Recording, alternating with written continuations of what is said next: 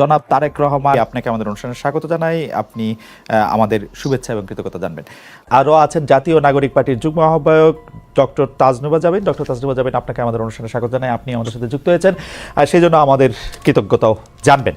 আমি আপনাকে প্রথমেই যে বিষয়টার দিকে আপনার দৃষ্টি আকর্ষণ করতে চাই, সেটা হচ্ছে যে এনসিপি বা এই যে জাতীয় নাগরিক পার্টি কিভাবে বিএনপির শত্রুতে পরিণত হলো, মানে বিএনপিকে কিভাবে শত্রু গণ্য করতে থাকলো। যেমন আপনাদের একটা জনপ্রিয় বয়ান আমরা এরকম শুনি যে আপনারা 15 বছর কোথায় থাকেন, 15 বছর আপনারা পারেন নাই, কিন্তু 15 বছর যে বিএনপি পারে নাই সেইটার দায় কিন্তু আমাদের সবার। যেমন এই বৈষম্য বিরোধী ছাত্র আন্দোলন যখন জীবনের ঝুঁকি নিয়ে রাস্তায় এসে দাঁড়ালো, তারা যখন মরতে শুরু করেছিল, আপনিও প্ল্যাকার্ড নিয়ে রাস্তায় দাঁড়িয়েছেন, আপনি একজন পেশাজীবী। আমরাও আমাদের জায়গা থেকে যা করার দরকার তা করতে চেয়েছি, তা করতে চেষ্টা করেছি। কিন্তু বিএনপি যখন করতে চেয়েছে, বিএনপি যখন শেখ হাসিনাকে সরাতে চেয়েছে, তখন আমাদের কাউকে কিন্তু পাশে পায় নাই।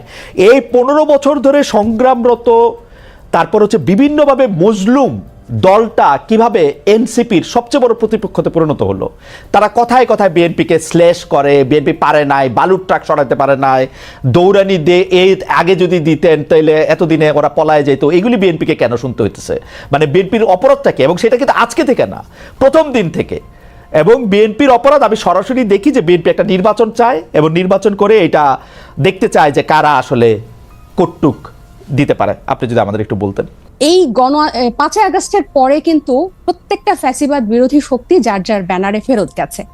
এখন যখন গণ অভ্যুত্থানটা নিয়ে প্রশ্ন ওঠে, গণ অভ্যুত্থানের ভাগিদার নিয়ে প্রশ্ন ওঠে, সবাইকে কিন্তু সমান সেটার অংশীদার তারা দাবি করে, খুব ভালো কথা। কিন্তু যখন ব্যর্থতা বা কোনো ধরনের জবাবদিহিতার মধ্যে পড়তে হয়, তখন কিন্তু শুধু ছাত্র তরুণদেরকে পড়তে হয়, বা এই গুটি কয়েক ছাত্রকে ধরে পড়তে হয় যে, এবং এই শত্রু বা তারা 15 বছরে কিছু পারে নাই, এই কথাটা কিন্তু শুধু ছাত্র তরুণদের পক্ষ থেকে যায় না, এটা জনগণের পক্ষ থেকেও যায়।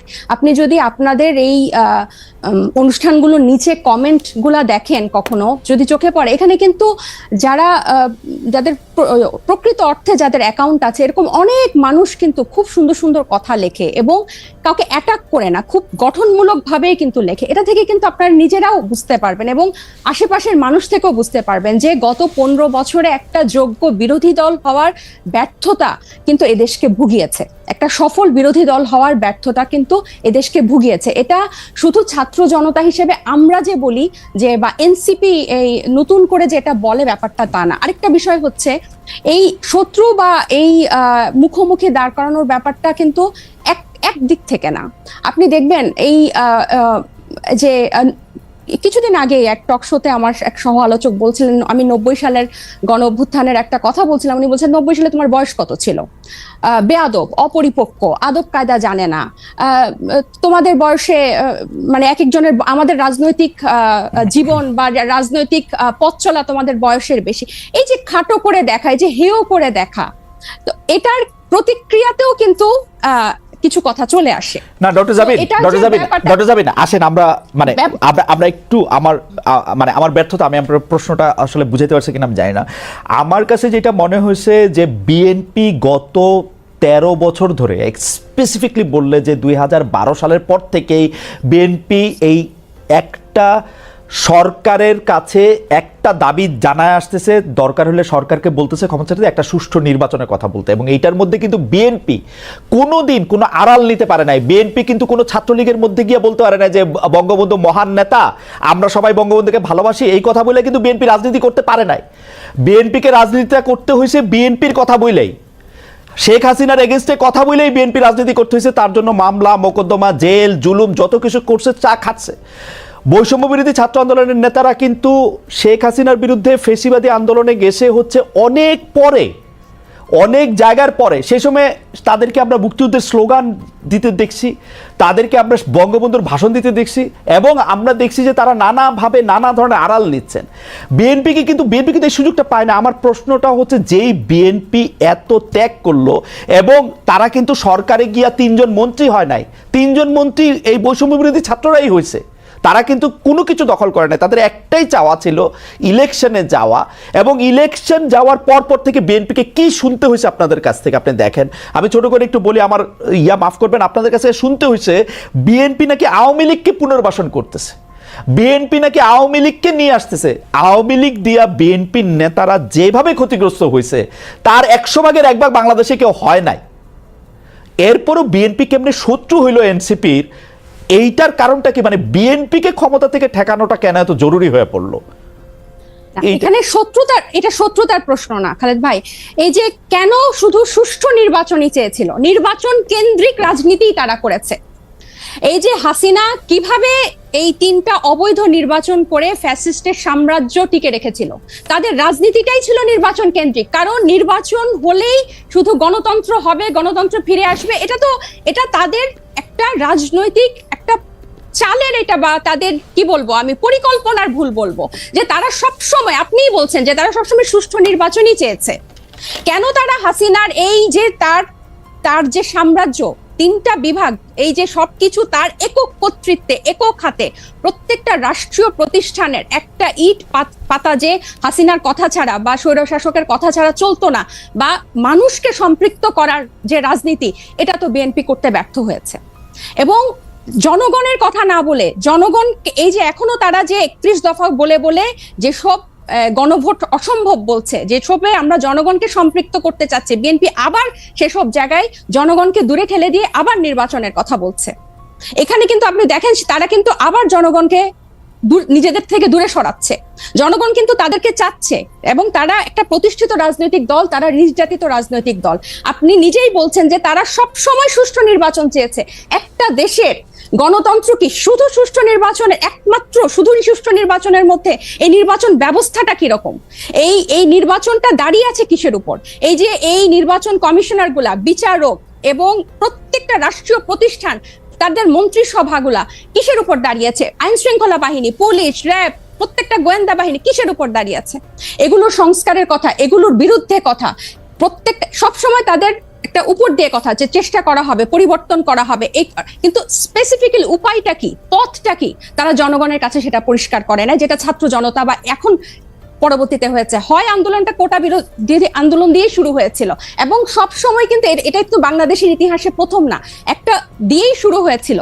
কিন্তু এই পুঞ্জীভূত যে স্বৈরশাসকের 15 বছরের যে পুঞ্জীভূত ক্ষোভ, সেটা কিন্তু প্রকাশিত হয়েছে একটা সিস্টেম, একটা ধাপ পেরিয়েই কিন্তু সেদিকে গিয়েছে। এবং আমি একটু বলি, এবং বিএনপিকে যে এই শত্রু মনে করা না, আমরা কিন্তু চাচ্ছি বিএনপিকে জাতীয় ঐক্যমত্য নিয়ে আমরা একসাথে সবাই মিলে আমরা ঐক্যমতে পৌঁছাই সংস্কারের বিষয়ে, যে মৌলিক কিছু সংস্কার হোক, তারপর নির্বাচন যে 2টা টাইম লাইনে আছে তার মধ্যেই হবে, এবং প্রত্যেকটা দল, নিবন্ধিত দল সেখানে অংশগ্রহণ করবে। এবং বিএনপির কেন্দ্রীয় নেতৃত্বের নিয়ন্ত্রণ স্থানীয় পর্যায়ে নেই। আমরা প্রশ্নটি এমনভাবে করতে চাই যে একই বিষয় কি এনসিপির জন্য সত্য না? এনসিপির কি সব জায়গায় নিয়ন্ত্রণ আছে? জামিন, আপনি শুনছেন কিনা আমি জানি না, মনিয়াপা শুনছেন কিনা আমি জানি না, আমি তো শুনছি এনসিপির পরিচয় দিয়ে স্থানীয় পর্যায়ে বহু লোক বহুভাবে চাঁদাবাজি করছে, বহু লোক বহুভাবে এনসিপির পরিচয় দিয়ে, সমন্বয়ক পরিচয় দিয়ে, আহ্বায়ক পরিচয় দিয়ে বহু লোক বহুভাবে চাঁদাবাজি করছে। এইটা আপনি এটাকে কিভাবে দেখেন? আর বিএনপির মানে বিএনপির কি প্রবলেম, সেটা নিয়ে এনসিপির বিবৃতি দেওয়ার কারণ কি? মানে এইটা এটা এটা এটা এইটা আপনি কি আসলে কিভাবে দেখেন? আসলে বিএনপির কারো দ্বারা যদি কেউ আক্রান্ত হয়, সে আইনের ব্যবস্থা নিতে পারে। আপনারা একটি রাজনৈতিক দল হয়ে আরেকটি রাজনৈতিক দলের কোথায় নিয়ন্ত্রণ আছে, কোথায় নিয়ন্ত্রণ নাই, সেটি বলার কারণ কি আসলে? কিছুদিন আগে প্রথম আলোর একটা জরিপ আমি একটু দৃষ্টি আকর্ষণ করতে চাই, যেখানে 7ই আগস্ট 2024 থেকে 31শে মার্চ 2025 পর্যন্ত একটা রিপোর্ট প্রকাশিত হয়েছিল বিএনপি এবং তার সহযোগী অঙ্গ সংগঠনের অপরাধের একটা তালিকা, যেখানে আর্থিক এবং মৌখিক সহিংসতা মানে হুমকি, চাঁদাবাজি, এটা ছিল 372টা, এবং শারীরিক সহিংসতার রেকর্ড ছিল মানে মারামারি, সংঘর্ষ, সেটা ছিল 488টা, এবং মৃত্যু 70টা। এবং এছাড়াও আপনারা জানেন যে হাতিয়ায় আমাদের হান্নান মাসুদের উপর সংঘর্ষ হয়েছে, হামলা হয়েছে। এবং প্রত্যেকটা জায়গায় আপনি যে বললেন এনসিপির অসংখ্য প্রতিনিধি করছে, আমাদের কিন্তু এনসিপির একটা আহ্বায়ক কমিটি ছাড়া আর কোনো জায়গায়, আমাদের নাগরিক কমিটির বিভিন্ন কমিটি ছিল, কিন্তু এনসিপির কোনো জায়গায় এখনো কোনো প্রতিনিধি দেওয়া হয় নাই বা কমিটি দেওয়া হয় নাই। তো যারা অপরাধ করছেন বা যারা এই নাম ভাঙিয়ে, সমন্বয়ক নাম ভাঙিয়ে বা এখানকার আহ্বায়ক নাম ভাঙিয়ে যারা চাঁদাবাজি করছেন, তাদের কিন্তু গ্রেফতারও হচ্ছেন এবং তাদেরকে কিন্তু আইনের আওতায় আনা হচ্ছে। আরেকটা যেটা, এবং এই যে সত্যি মানে আপনার জনাব সার্জিস আলম, আপনাদের একজন নেতা, উনি যে 155টা গাড়ি নিয়ে ওখানে গেছেন, তার আগে হান্নান মাসুদও গাড়ি নিয়ে গেছেন, সেটাতে চাঁদাবাজি করছেন, সেটা অনেকেই বলতেছেন। আপনারা কি এটা তদন্ত করছেন? আপনারা তো এটা বিবৃতি পর্যন্ত দেন নাই। আমরা একটা চিঠি দেখছি ফেসবুকে, আপনাদেরই আরেকজন তাকে একটা প্রশ্ন করেছেন, মনে হচ্ছে যে এটা ছেলে খেলা।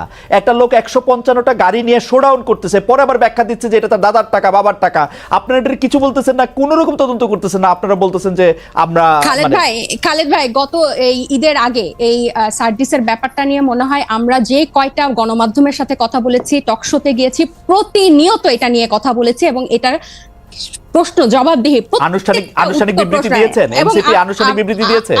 আমাকে শেষ করতে দেন, আমাকে একটু শেষ করতে দেন। জি, আপনি শেষ করেন।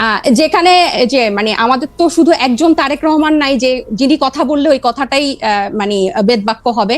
আমরা সবাই কিন্তু এখানে যেহেতু এটা একটা কালেকটিভ নেতৃত্বের একটা দল, এবং সবাই আমরা বিভিন্ন জায়গায় কথা বলছি, গণমাধ্যমের সাথে কথা বলছি। আমরা বারবার বলেছি যে এই তারা যে পাল্টাপাল্টি বক্তব্য দিয়েছে ফেসবুকে, এটা সম্পূর্ণ তাদের ব্যক্তিগত একটা পোস্ট, এবং তারা সেভাবে সেটা হ্যান্ডেল করেছে।